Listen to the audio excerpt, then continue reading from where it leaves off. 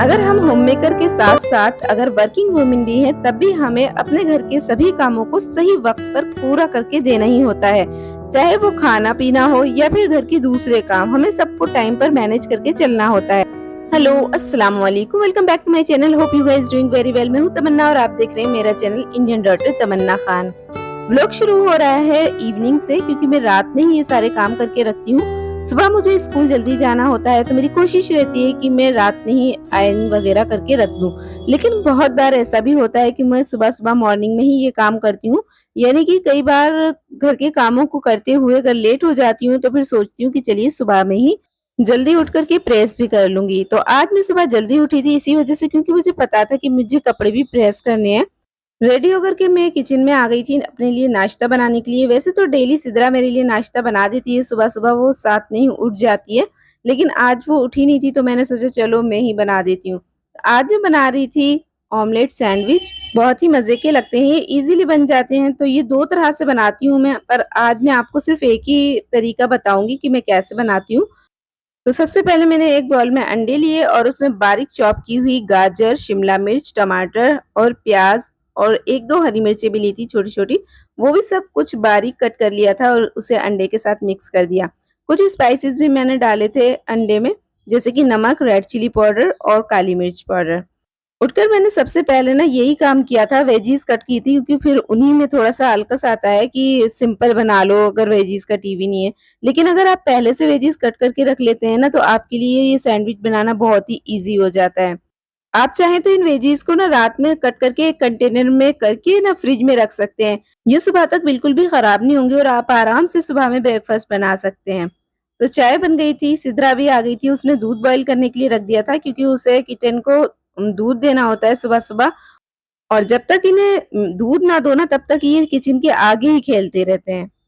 Omelette बना के मैंने साइड में रख दिए थे और अब इनका सैंडविच बनाने की बारी थी। तो बहुत हल्का सा घी लगाया था मैंने और उस पर मैंने प्लेस कर दिए थे ये हमारे ऑमलेट और ऊपर से एक और ब्रेड रख दिया था। अगर आप चाहें तो इसके अंदर इस वक्त टोमेटो केचप भी लगा सकते हैं, उससे इसका टेस्ट बहुत ज्यादा बढ़ जाता है, या मेयोनीज लगा सकते हैं, उससे भी इसका टेस्ट बहुत अच्छा हो जाता है।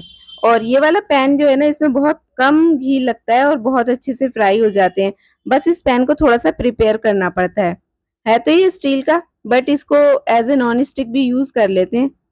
किस तरह से यूज करते हैं ये मैं किसी और दिन बताऊंगी, अभी तो मैं बहुत जल्दी में थी। तो हमारे सैंडविच बिल्कुल रेडी थे और चाय भी हमारी तैयार थी।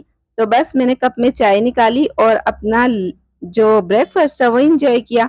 साथ में मैंने अम्मी और सिद्रा के लिए भी बना लिए थे। मैंने सोचा जब बना ही रही हूँ तो इन दोनों के लिए भी बना देती हूँ।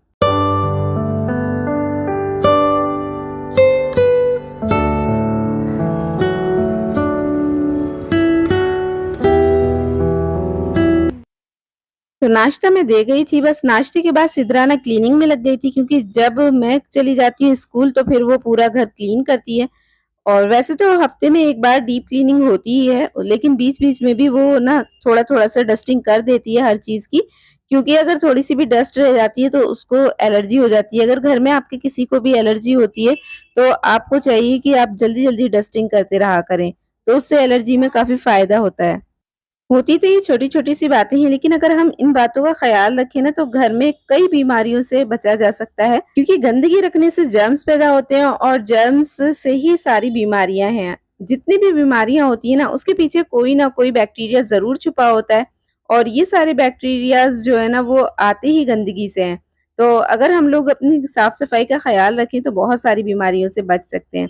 इसीलिए सिद्रा जो है ना, बहुत ज्यादा साफ सफाई का ख्याल रखती है, क्योंकि एक तो घर के अंदर पेट पले हुए हैं और जब पेट्स होते हैं तो और ज्यादा ध्यान रखना पड़ता है। अगर आप चाहते हैं कि आपके घर के काम जल्दी निपट जाएं और आपका टाइम भी ज्यादा खराब ना हो, तो कोई ना क्लीनिंग टूल जरूर अपने पास रखें, जैसे कि मॉप। अगर आप अच्छा सा मॉप ले लेते हैं ना, तो ये आपका काफी सारा टाइम बचाता है और क्लीनिंग भी इससे अच्छी हो जाती है।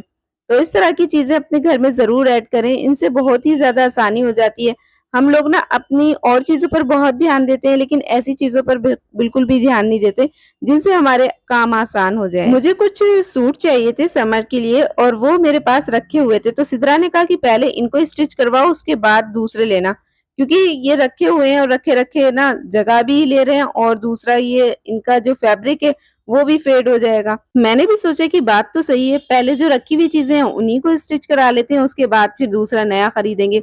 हम क्या करते हैं कि पहले पुरानी चीजों का यूज नहीं करते और नई नई चीजें मार्केट से ला ला के रखते रहते हैं और हमारी अलमारियां भर जाती हैं, और फिर पुरानी चीजों को निकालते नहीं है, नया ऐड करते जाते हैं, और उसकी वजह से क्या होता है कि हमारी अलमारी में जब भी हम उसे खोलते हैं ना तो वो इतना सारा एक कपड़ों का ढेर हमें दिखाई देता है। ना तो हम उन्हें सही से ऑर्गेनाइज करके रख पाते हैं और ना ही उनका सही यूज हो पाता है, क्योंकि जो कपड़ा नीचे दब जाता है ज्यादा कपड़ों में वो ऊपर नहीं आता, और जो ऊपर होता है बस उसी को यूज करते रहते हैं।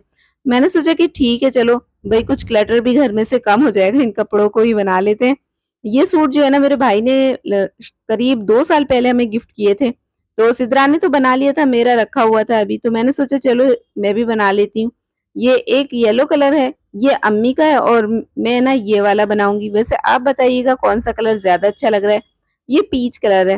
तो जो है ना सॉरी सर्दियों में नहीं, गर्मियों में ना इस तरह के लाइट लाइट कलर बहुत ही प्यारे लगते हैं।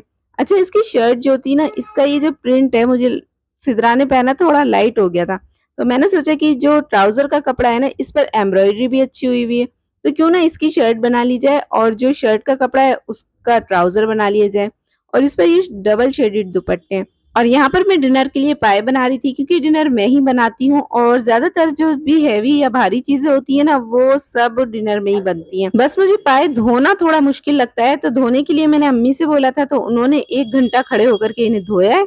उसके बाद आधा घंटा सिदरा ने इसे दोबारा से चेक किया एक एक बोटी को कि कहीं कोई बाल तो नहीं रह गया, क्योंकि अक्सर पायों पर ना बाल लगे हुए रह जाते हैं, जो अगर खाने में निकल आए ना तो बस पूरे खाने से ही दिल हट जाता है। तो इसीलिए इन्हें बहुत अच्छे से वॉश करना पड़ता है। एक बार वॉश हो जाते हैं तो बनाना तो मुझे ये बहुत आसान लगते हैं, क्योंकि मैंने इन्हें रात में ही ना बॉईल कर लिया था, क्योंकि इसे बॉईल करने में थोड़ा टाइम ज्यादा लगा। कुकर छोटा था तो 2 पार्ट्स में डिवाइड करके किया था मैंने। और दूसरा, इनको वैसे ज्यादा टाइम नहीं लगता बॉईल करने में। बस मैंने नमक, थोड़ा सा ऑयल, गरम मसाले डाल करके इसे बॉईल होने के लिए रख दिया था। 2-4 सीटी लेने के बाद ना मैं गैस का फ्लेम स्लो कर देती हूँ और आधा घंटे तक स्लो पर ही पकने देती हूँ। बस वो प्रेशर में ही पक बॉईल हो जाते हैं, बहुत अच्छी तरीके से गल जाते हैं आधा घंटे में ही।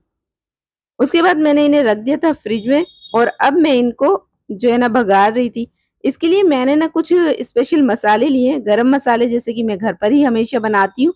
तो 8 से 10 छोटी इलायची थी, 4-5 लौंगे थी, काली मिर्च थी 10-12, एक जावित्री का टुकड़ा था, और छोटा सा जायफल का टुकड़ा और दालचीनी का टुकड़ा।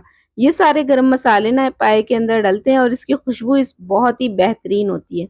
और ये जो मैंने बड़ी इलायची डाली है ना, थी तो एक, लेकिन इसके अंदर इतनी ज्यादा क्वांटिटी में ये इलायची के दाने निकले थे ना कि ये एक ही काफी थी। और ऑयल गर्म होने के बाद मैंने इसमें एक छोटे साइज की प्याज कट करके डाल दी थी, और जब वो गोल्डन ब्राउन हो गई ना, तब 2 मीडियम साइज की प्याज ऐड कर दिए थे इसमें। अच्छे से भूनने के बाद मैंने इसमें 2 चम्मच लहसुन अदरक का पेस्ट ऐड किया। अब लहसुन अदरक का पेस्ट ना बहुत अच्छे से भूनना होता है, ताकि इसकी जितनी भी रॉ स्मेल है वो सब निकल जाए। अगर थोड़ी सी भी लहसुन अदरक के पेस्ट की स्मेल आती है ना, तो पाए फिर अच्छे नहीं लगते टेस्ट में। उसके बाद मैंने कुछ पाउडर्ड मसाले ऐड किए, जैसे रेड चिली पाउडर, धनिया पाउडर, हल्दी पाउडर, और इनकी क्वांटिटी ना आपको अपने पाए की क्वांटिटी के हिसाब से एडजस्ट करनी पड़ती है। अगर ज्यादा है तो ज्यादा डलेगी और कम है तो कम। जब अच्छे से जो हमारे मसाले भुन गए थे, तब मैंने ये सारा जो पाए थे वो विद इसका जो शोरबा था, वो बॉईल करते टाइम जो पानी था इसके अंदर, वो भी सब इसमें ऐड कर दिया था। बस अब ऊपर से डाला मैंने बारीक कटा हुआ हरा धनिया, हरी मिर्च और जूलियन कट अदरक, क्योंकि हरा धनिया, हरी मिर्च और जूलियन कट अदरक का टेस्ट इसमें बहुत ही अच्छा लगता है। और हरा धनिया तो मुझे इसमें बहुत ही ज्यादा पसंद है, ऐसा लगता है कि पाए की जान है।